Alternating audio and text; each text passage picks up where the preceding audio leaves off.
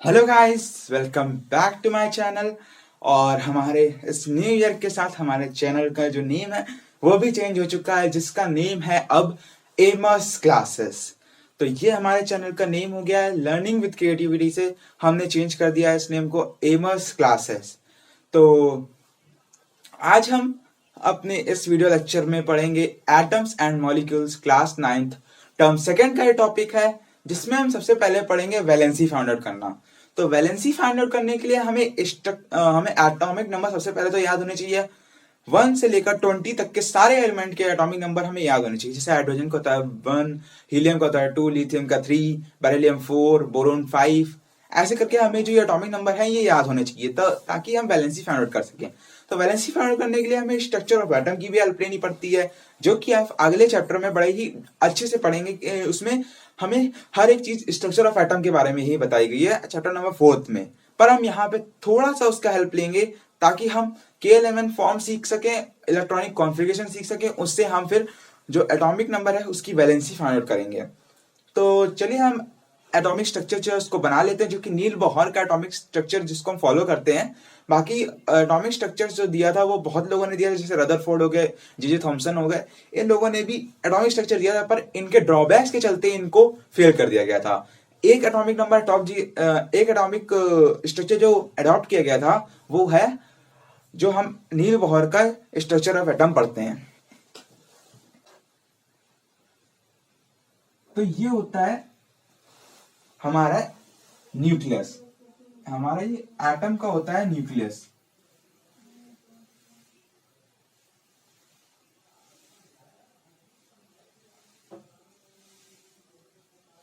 ये हमारा होता है न्यूक्लियस।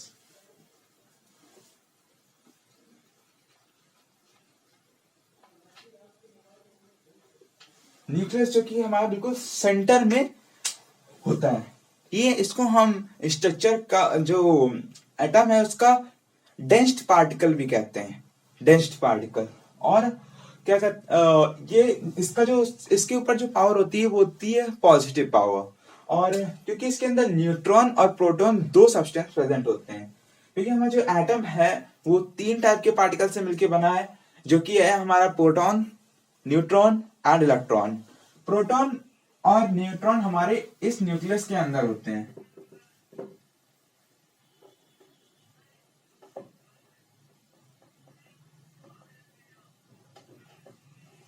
प्रोटॉन और न्यूट्रॉन हमारे इस न्यूक्लियस के अंदर होते हैं, और जो हमारे इलेक्ट्रॉन होते हैं वो हमारे ये जो सेल्स होती हैं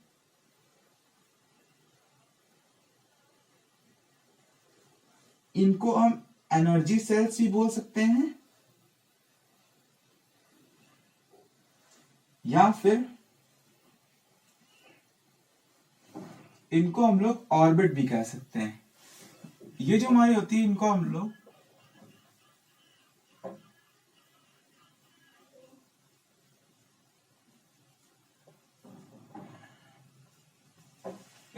सेल्स और ऑर्बिट्स भी कहते हैं। ये इसको हम लोग सेल्स भी कह सकते हैं और ऑर्बिट भी कह सकते हैं। तो हमने एटॉमिक स्ट्रक्चर तो पढ़ लिया। अब इसकी जो सेल्स होती है उनका नेम ही तो होगा। जैसे ये होती है हमारी के, ये एल, ये एम और ये एन। अब इनके नंबर्स होते हैं 1, 2, 3, 4। और अब हम इनका जो नंबर है वो फाइंड आउट करेंगे 2n स्क्वायर के चलते। 2n स्क्वायर से हम इनका एटॉमिक जो इनकी वैल्यू है वो फाइंड आउट करेंगे। इलेक्ट्रॉनिक कॉन्फ़िगरेशन में इनकी वैल्यू क्या होती है। तो इसको मैं इरेज कर देता हूं।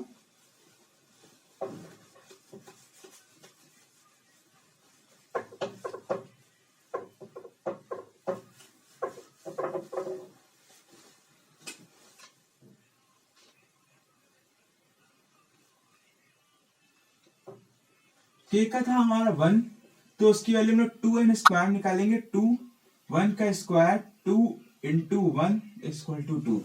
अब उसके बाद निकालेंगे एल का था हमारा 2, 2 इंटू 2 का square 2 into 4 equal to 8।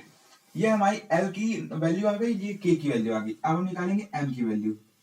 M 3 था हमारा नंबर, 2 इंटू 3 का स्क्वायर 2 इंटू 9 80। यह हमारा m का नंबर आ गया। अब हम निकालेंगे n का नंबर, n 4, तो इसका आएगा 2 इंटू 4 का स्क्वायर 2 इंटू 4 का स्क्वायर 16 32। अब ये हमारा इलेक्ट्रॉनिक कॉन्फिगरेशन से जो हमें वैल्यूज चाहिए थी वो आ चुकी है 2 8 18 32।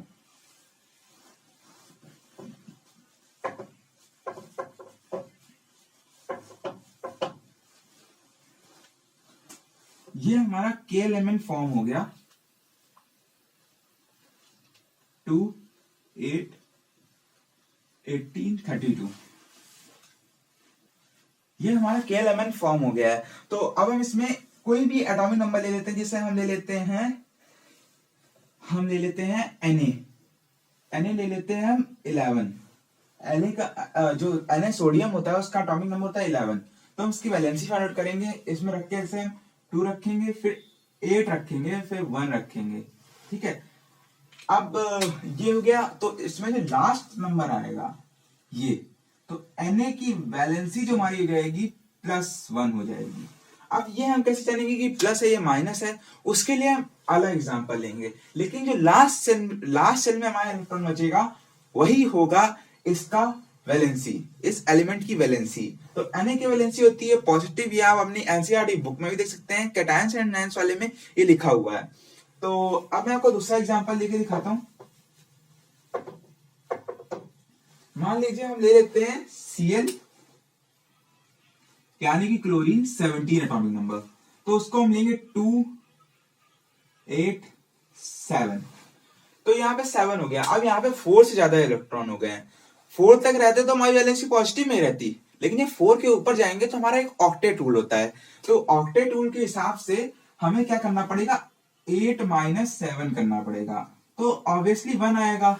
लेकिन जब हम 4 के ऊपर कोई डिजिट होगी उससे हम 8 को माइनस करेंगे ऑक्टेट रूल के हिसाब से, तो यहाँ पे हमें माइनस, या फिर आप ये कह लीजिए कि आप अगर 4 से ऊपर कोई नंबर आए तो आप उसको डायरेक्टली ये कर दीजिएगा 7 - 8।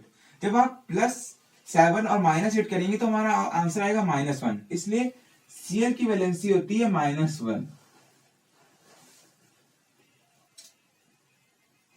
ये भी आप कहीं पे भी देख सकते हैं, या फिर आप गूगल भी सर्च कर सकते हैं, या फिर आप अपने एनसीईआरटी बुक में देख सकते हैं। Cl की वैलेंसी होती है -1, माइनस नेगेटिव की वैलेंसी होती है।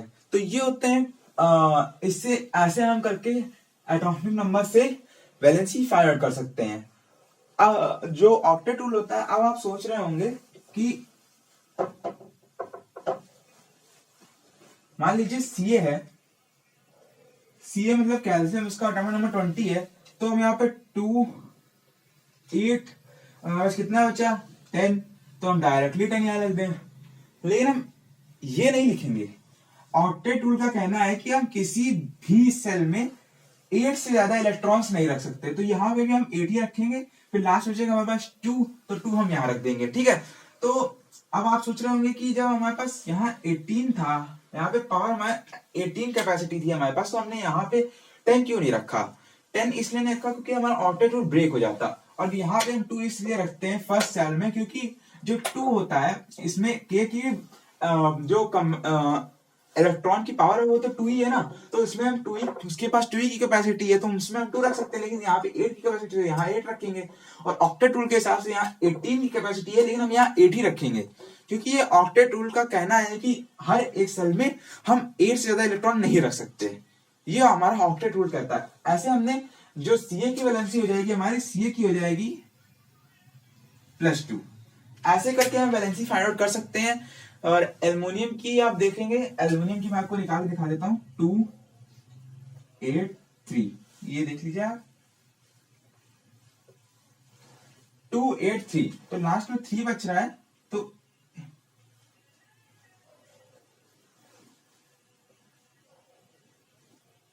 एल की वैलेंसी हो जाएगी +3।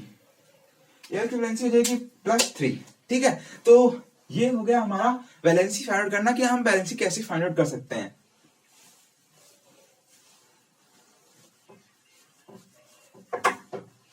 आज मैंने आपको वैलेंसी फाइंड आउट कराना सिखाया। अब इसके क्वेश्चंस और ये जो मैंने आपको सिखाया है ये आपको हमारे डिस्क्रिप्शन बॉक्स में मिल जाएगा, जो कि मैंने कॉपी पे राइट डाउन करके रखा है अपने नोट्स में, ठीक है। तो मैं आपको डिस्क्रिप्शन बॉक्स में प्रोवाइड करा दूंगा। तो इसके बाद हम इस चैप्टर में पढ़ेंगे, कंपाउंड फॉर्मेशन पढ़ेंगे हम इस चैप्टर में। उसके बाद हमारा टॉपिक आता है मोल कॉन्सेप्ट पढ़ेंगे। और सबसे इंपॉर्टेंट टॉपिक जो हमारा होगा कि एटॉमिक मास फाइंड आउट करना। एटॉमिक मास हम लोग कैसे फाइंड आउट करेंगे वो भी हम लोग सीखेंगे। तो आज के लिए बस इतना ही। अगर आपको वीडियो अच्छी लगी हो तो इस वीडियो को कर दीजिए लाइक, हमको कर दीजिए सब्सक्राइब, इस वीडियो को कर दीजिए शेयर और ज्यादा से ज्यादा लाइक करिए इस वीडियो को। सो थैंक यू और हम मिलते हैं अपने अगले वीडियो लेक्चर में।